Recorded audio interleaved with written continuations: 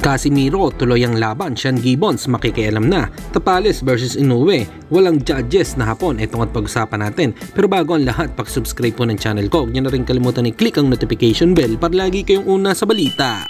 Laban ang aasahan, balita sa mga pambato na isasalang, pasabog na video, lahat yan nandito. Minyo Cruz TV ang iyong paborito.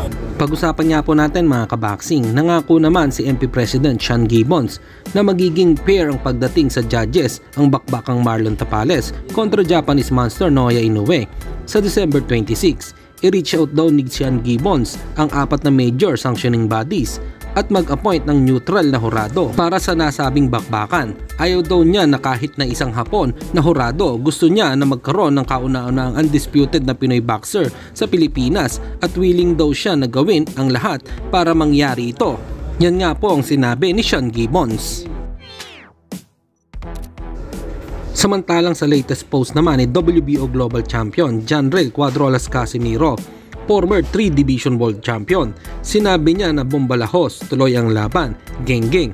Sabay sabi din na magiging mayabang lang naman tayo sa mata ng mga naiinggit.